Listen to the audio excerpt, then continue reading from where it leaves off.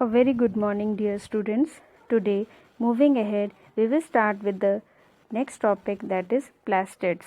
Plastids are very important cell organelles of the plant cell. They are specifically present in plant cells only. P for plastids, P for plant cells. They are also having double membrane, just like mitochondria. They are found in plant cells only. There are different types of plastids. First, chloroplast. Chloro means chlorophyll, which signifies chlorophyll. That is green colored plastid because they contain chlorophyll. Leucoplast, they are colorless plastids, and chromoplast, they are colored plastid except green color. Now, this is a diagram, very simple diagram, which will explain you the presence of different plastids and their locations in the plant. See, if it is first part, that is leaf. So leaves are green in color.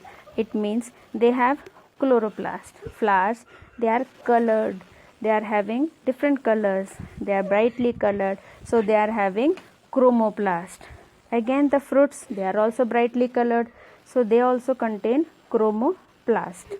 Stem, if it is green in color, it is having chloroplast. Roots, their main function is storage of food.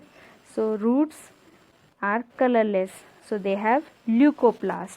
So chloroplast, green plastids. Chromo means color, colored plastids. And leucoplast are colorless plastids. Seeds also store food, so they also have the leucoplast. Now next slide is related to chromoplast, the colored plastids. Sorry, the spelling of plastid is incorrect here. You can make the corrections.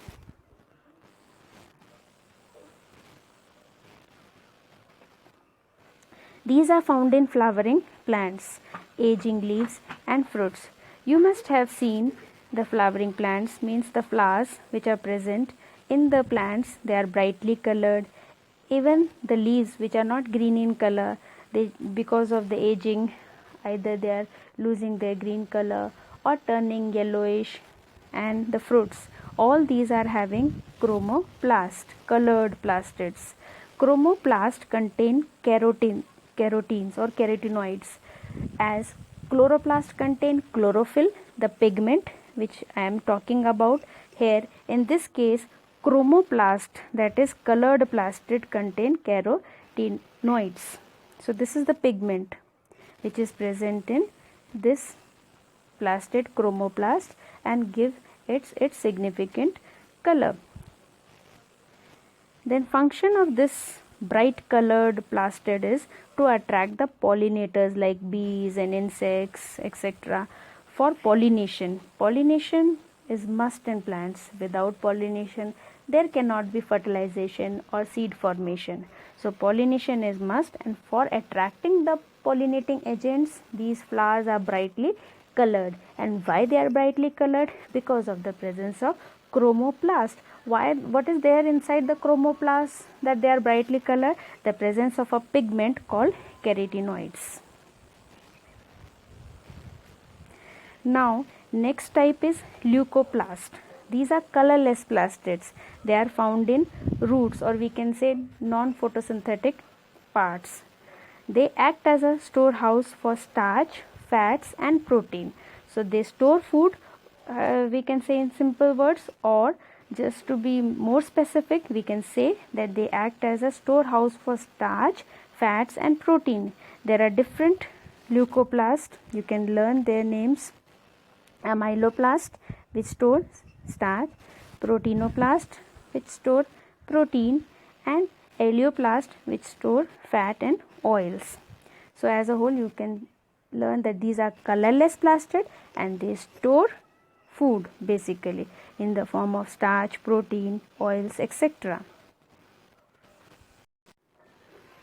Now the most important plastid is chloroplast, that is green plastid. Its shape is lens shape, or we can say the disc shape. It is like this, double membraned, and lens shaped. It is found in plant cell. All the plastids are found in plant cells only. And this is the site or place. Site means the place for photosynthesis. Photosynthesis occur in chloroplast only, and chloroplasts are present inside the cells of the leaves. The reaction for photosynthesis everybody knows, that is carbon dioxide plus water in the presence of sunlight and chlorophyll. Chlorophyll is must because chlorophyll is the green pigment which traps the solar radiation. The main job of this chlorophyll is to trap or capture the solar radiation. When it captures the solar radiation or sun energy, so energy is required for doing any activity, you know. So when energy is obtained, then carbon dioxide and water, they combine together and they form two gifts which are given by these green angel, that is food and oxygen. We get two gifts from the plant, that is food and oxygen, by this very important biological process that called photosynthesis. As a bio teacher, I believe that this is the most important biological process in this world, which is performed by these green angels. Because of this process, the green plants give us two gifts, that is food and oxygen. And the site, place for this very important process is plastid, which is chloroplast. Chloroplasts are green in color because of the green pigment. Pigment means color, green pigment, chlorophyll. Just like mitochondria, chloroplasts are also semi-autonomous. Semi-autonomous means they have their own genetic material, DNA, so that they can self-replicate. When they have to divide, they can divide, because for division genetic material is required. And they have their own ribosomes for their protein synthesis. So they have two things, that is DNA for self-replication and ribosome for protein synthesis.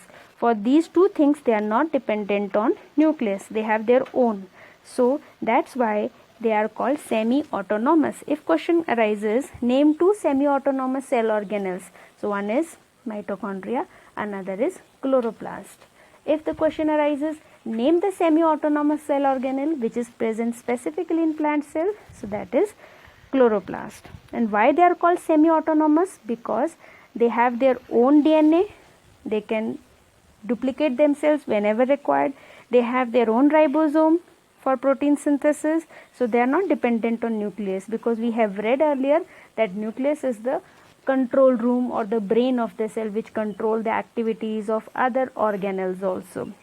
And here we can see that mitochondria and chloroplast, they are we can say they are not independent, they are dependent on nucleus, but to some degree or to some extent they have, because they have their own genetic material, they have their own ribosome.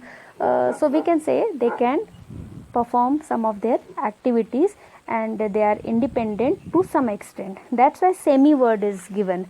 Still they are dependent, but to some extent, whenever they want to divide, whenever they want to prepare protein, they can do so.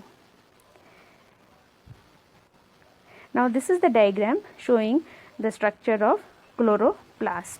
You can see here the structure. This is double membrane they are showing, first membrane and second membrane. You can draw like this also. They have shown 4 layers, but you can show only 2. It is having disc shape or lens shape. Then you can see here coin like structure piled over one another. These coin like structures are known as grana. These are called grana, not shown here, G-R-A-N-A, grana.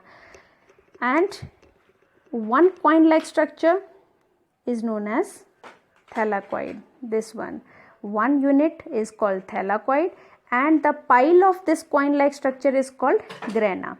Please refer your books for this diagram because grana is not shown here. Then you can see, because it undergoes photosynthesis, so it produces sugar which is stored as a starch. So they have shown you some starch granules also. Okay, so they have shown you some starch granules. You can show some of the DNA also, because they are having their own genetic material. So you can show in between some DNA. You can show some of the ribosomes also, because you have read that they are semi-autonomous. They have their own ribosome and genetic material. So Draw it in your copy, revise well. Thank you very much.